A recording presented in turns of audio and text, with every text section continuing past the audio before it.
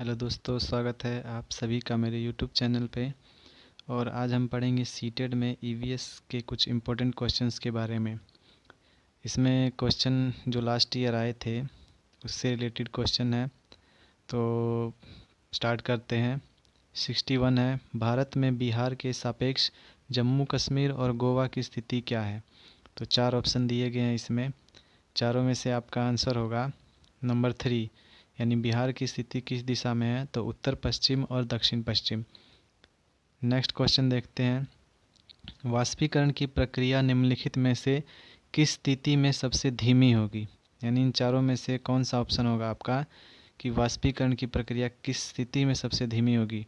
तो इसका आंसर होगा नंबर 4, सतह क्षेत्र और तापमान दोनों में कमी, इसके कारण जो है वाष्पीकरण की प्रक्रिया धीमी होगी।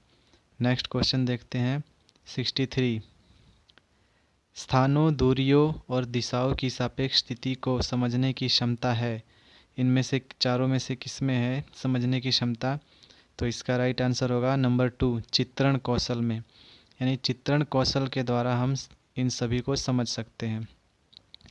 नेक्स्ट क्वेश्चन देखते हैं। 64, किस राष्ट्रीय पाठ्यचर्या फ्रेमवर्क यानी एनसीएफ ने प्राथमिक स्तर पर एक एकीकृत पाठ्यचर्या क्षेत्र में के रूप में पढ़ाए जाने के लिए पर्यावरण अध्ययन की सिफारिश की है, यानी किसने की है। तो इसका आंसर होगा नंबर 4, एनसीएफ 1975। राइट आंसर होगा नंबर 4। नेक्स्ट क्वेश्चन देखते हैं।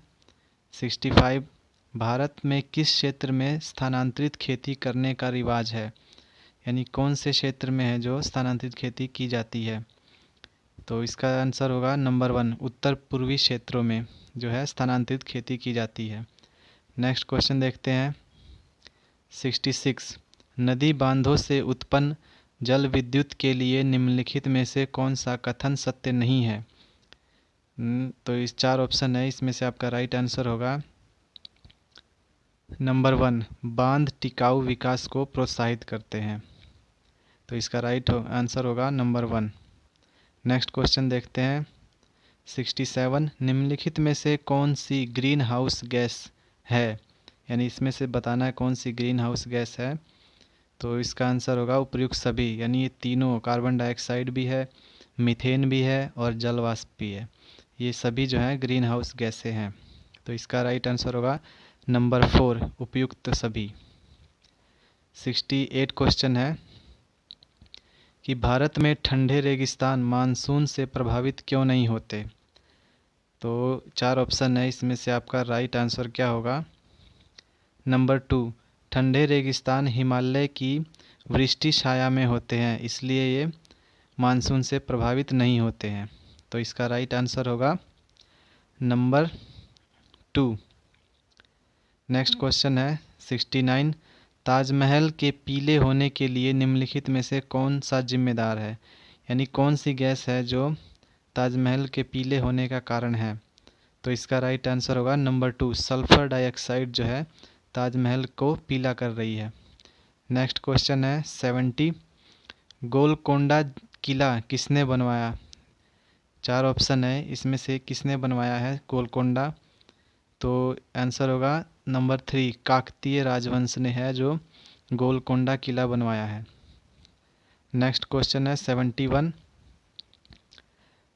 15 ग्राम या ml घनत्व और 3 ml आयतन वाले किसी वस्तु का द्रव्यमान क्या होगा, यानी इसको सॉल्व करना है। 15 ग्राम और घनत्व है और 3 ml आयतन वाले किसी वस्तु का द्रव्यमान क्या होगा। तो इसका राइट आंसर होगा नंबर 2, 45 ग्राम। राइट आंसर होगा नंबर 2। 72 है नेक्स्ट क्वेश्चन, निम्नलिखित में से कौन सी अदिश राशि है। तो चारों में से आपको बताना है कौन सी अदिश राशि है। तो इसका राइट आंसर होगा नंबर 2, द्रव्यमान, वेलोसिटी, यानी जो है ये अदिश राशि है। नेक्स्ट क्वेश्चन है 73, एक ऐसी वस्तु जिसमें से कोई प्रकाश किरण गुजर नहीं सकती क्या कहलाती है, यानी ऐसी कौन सी चीज़ है जिससे प्रकाश किरण नहीं गुजर सकती। तो अपारदर्शी कहते हैं उसको, जिसमें से कोई किरण ना गुजर पाए। नेक्स्ट क्वेश्चन है 74। पृथ्वी की सतह पर किसी वस्तु का भार क्या होगा जिसका द्रव्यमान चंद्रमा की सतह पर 10 केजी है। तो 4 ऑप्शन है, इसमें आपका राइट आंसर होगा नंबर 1 60 केजी। यानी पृथ्वी पर जो होता है 60 किलो, तो वहाँ पे जाके 1/6 हो जाता है, यानी 10 केजी हो जाएगा। तो राइट आंसर होगा आपका 1। नेक्स्ट क्वेश्चन देखते हैं 75। एक विलय का विघटन दर खालिस्तान पर निर्भर करता है, यानी किस पर निर्भर करेगा। 75 है नंबर 3 सतह क्षेत्र पर। तो राइट आंसर होगा नंबर 3। नेक्स्ट क्वेश्चन है 76। सुषमा चाहती है कि उसके छात्रों को पेड़ के संरक्षण के लिए संवेदनशील बनाया जाए। निम्नलिखित में से कौन सी ऐसा करने की सबसे उपयुक्त रणनीति है, यानी क्या किया जाए। तो 4 ऑप्शन है, इसमें से चारों में से आपका आंसर होगा नंबर 4 बच्चों को एक पौधों को अपनाने और पोषित करने में मदद करना। नेक्स्ट क्वेश्चन है 77। अभय ने अपने छात्रों से उन बीमारियों पर समूहों में एक सर्वेक्षण करने के लिए कहा जिनसे उनसे उनके पड़ोस के लोग पीड़ित थे। पाठ्यपुस्तक में सर्वेक्षण का उल्लेख नहीं किया गया। इस शिक्षण अधिगम की रणनीति के लिए कौन सा विकल्प प्रासंगिक नहीं है। तो इसका राइट आंसर होगा चारों में से 77 का 4। इससे समुदाय को उन बीमारियों को समझने में मदद मिली जिनसे वे पीड़ित थे। नेक्स्ट क्वेश्चन है 78। आपातकालीन परिस्थितियों के बारे में बात करने के लिए प्रिया ने बच्चों के अनुभव पूछे जब उन्हें कभी आपात स्थिति का सामना करना पड़ा। बच्चों ने आग, बिजली के झटके और सड़क दुर्घटनाओं के साथ अपने अनुभव सुनाए। उन्होंने प्रश्न पूछे, उनकी मौजूदा समझ का आकलन किया और समाचार पत्रों से सड़क सुरक्षा विज्ञापनों जैसे संसाधनों का उपयोग करके सुरक्षा पहलुओं पर चर्चा की और क्रमशः आग और बिजली के झटकों पर सुरक्षा दिशा निर्देशों पर चर्चा के लिए एलपीजी और इलेक्ट्रिक बिल का इस्तेमाल किया। प्रिया द्वारा अपनाया गया सबसे उपयुक्त दृष्टिकोण कौन सा है। तो इसका राइट आंसर होगा 78 का नंबर 3 अन्वेषण दृष्टिकोण। नेक्स्ट क्वेश्चन देखते हैं 79। समुदाय एक महत्वपूर्ण शिक्षा और अधिगम संसाधन है क्योंकि 4 ऑप्शन है, इसमें से चारों में से आपका आंसर होगा नंबर 3 यह वास्तविक परिस्थिति से सीखने का अवसर प्रदान करता है। नेक्स्ट क्वेश्चन है 80। ईवीएस शिक्षण अधिगम में कक्षा में प्राप्त अधिगम को विद्यालय के बाहर के जीवन से जोड़ने और इसे समृद्ध करने का तात्पर्य क्या है। तो राइट आंसर होगा नंबर 1 पाठ्यपुस्तकों से बाहर जाना। नेक्स्ट क्वेश्चन देखते हैं 81। कक्षा 3 के छात्रों को रमा ने सिखाया कि पिता, माँ और उनके बच्चे एकल परिवार का गठन करते हैं। यदि दादा दादी एवं अन्य रिश्तेदार साथ रहते हैं तो यह एक विस्तारित परिवार है। आप इस बारे में क्या सोचते हैं। यानी 4 ऑप्शन है, इसमें से आपका आंसर होगा नंबर 3 शिक्षण अधिगम दृष्टिकोण समावेशी नहीं है। नेक्स्ट क्वेश्चन है 82। निम्नलिखित में से कौन सी ईवीएस कक्षा में गतिविधि है या नहीं है। तो आपका आंसर होगा 82 का 4 उपयुक्त सभी। चित्र पढ़ाना, फील्ड भ्रमण करना, श्यामपट्ट का उपयोग, ये सभी है जो ईवीएस कक्षा के लिए उपयोगी है। नेक्स्ट क्वेश्चन है 83। पर्यावरण अध्ययन पाठ्यक्रम बच्चों की समग्र शिक्षा का कारण बन सकता है। यदि यह क्या हो। 4 ऑप्शन है, इसमें से उपयुक्त सभी। एकीकृत हो, समावेशी हो, विषयगत हो। तो जो पर्यावरण अध्ययन के लिए बहुत ही उपयोगी हो सकता है। 84 है आपका ईवीएस पाठ्यपुस्तक के में सपेरों पर एक अध्याय है। इसका उद्देश्य बच्चों को जागरूक करना और संवेदनशील बनाना है।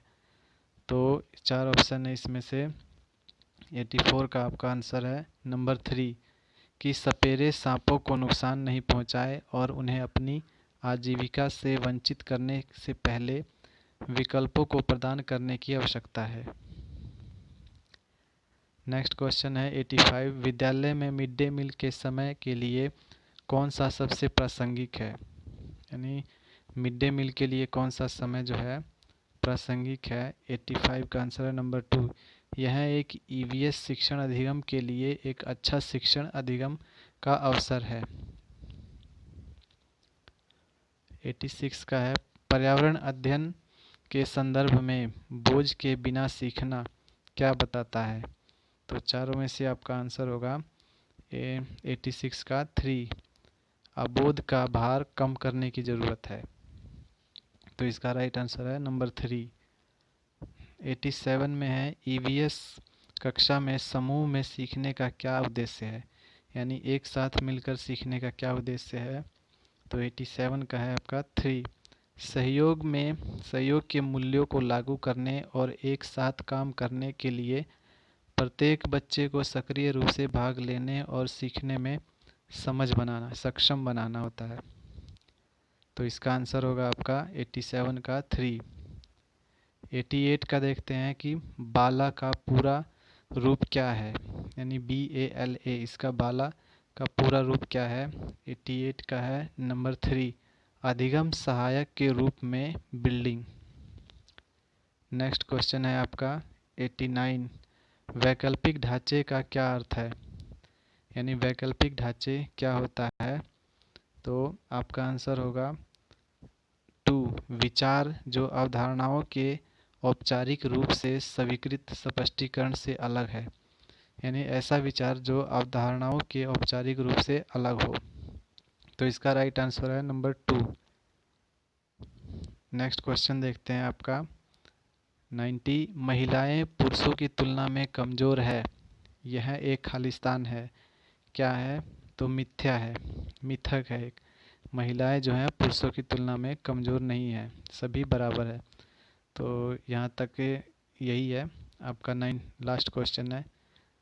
अगर आपको वीडियो अच्छी लगे हो तो प्लीज़ लाइक करें और सब्सक्राइब करें। Thank you.